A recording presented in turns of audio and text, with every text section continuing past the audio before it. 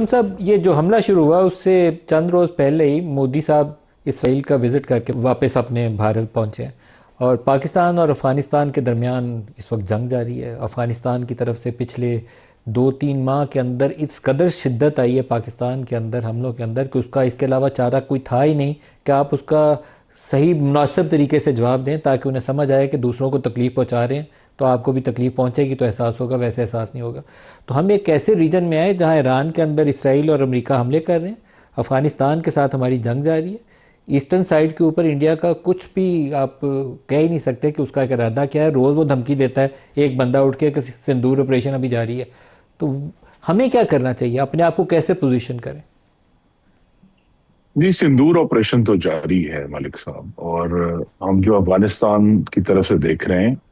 وہ آپریشن سندور کا مغربی محاذ ہے، جس پر پاکستان آج بھی جو ہے برسر پیکار ہے، کیونکہ کوئی جو آج کے دہشت گرد ہیں اس سے پہلے کے برعکس کوئی بہانہ نہیں ہے، کوئی پردہ نہیں ہے کہ امریکہ موجود ہے، وہ دوسرا ملک ہے تو لہذا اس کو وہاں سے نکالنے کے لیے ہم لڑائی کر رہے ہیں یا کوئی دینی جہاد کر رہے ہیں۔ تو آج کے دہشت گرد کیا چاہتے ہیں؟ نہ تو کوئی دین ہے، نہ کوئی امریکہ کے خلاف جہاد ہے، کیا ہے؟ وہ واضح ہے کہ وہ پاکستان کو نقصان پہنچانا چاہتے ہیں، اور اس کے لیے جس ایما پر وہ کر رہے ہیں اس میں ہندوستان شامل ہے۔ اس لیے پاکستان نے ایک بڑا اہتمام حجت کیا دوحہ میں، اس کے بعد استنبول میں، یعنی ایک سے زائد دفعہ ہم نے کوشش کی، ہم نے چائنا کے وزیر خارجہ کو بلا کر کوشش کی، ہم نے ماسکو پروسیس کے ذریعے کوشش کی، لیکن جس طرف آپ اشارہ کر رہے ہیں وہ اس سے واضح ہوا کہ جب ماسکو کی میٹنگ ختم ہوئی، اس میں تمام خطے کے ملک موجود تھے، تو افغانی وزیر خارجہ وہاں سے اڑ کر سیدھا نئی دلی گئے، اور وہاں انہوں نے کئی دن قیام کیا۔ تو یہ جو ملی بھگت ہے یا گٹھ جوڑ ہے، یہ بڑا واضح ہے ہندوستان اور افغانستان کا۔ اسی طرح اب یعنی میرے جیسے لوگ جو پہلے سمجھتے تھے کہ یہ کوئی سازشی تھیری ہے یہود و ہنود والی،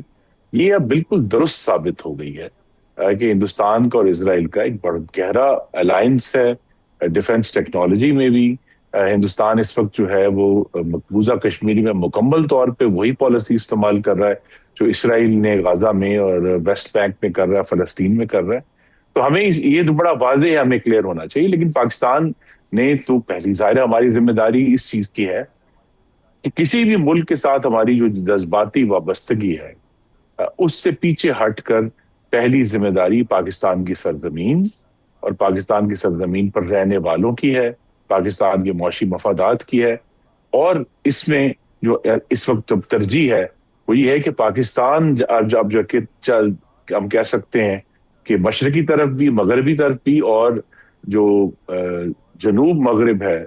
اس طرف بھی ہمیں یہ سوچنا ضرور ہے ایران کے بارڈر پہ کہ ہمیں اپنی نگرانی قائم رکھنی ہے۔ سیستان میں بھی ہمیشہ آپ کو معلوم ہے کہ کوئی سازش جاری رہتی ہے، وہاں بھی دہشت گردی کی کچھ نہ کچھ ایشوز چلتے رہتے ہیں۔ تو پاکستان نے تو اپنی نگرانی پوری کرنی ہے، کسی کے ساتھ اوور کمٹ نہیں کرنا۔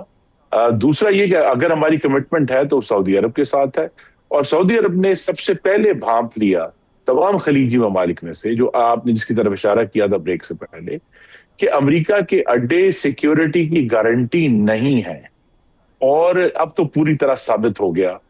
کہ اگر آپ کے پاس اڈے بھی ہیں تو امریکہ آپ کی سیکیورٹی کے لیے، آپ کو بچانے کے لیے اپنی انگلی بھی نہیں ہلائے گا، بلکہ اپنے لوگ اور اپنے جو ہتھیار ہیں وہ وہاں سے ریموو کر لے گا۔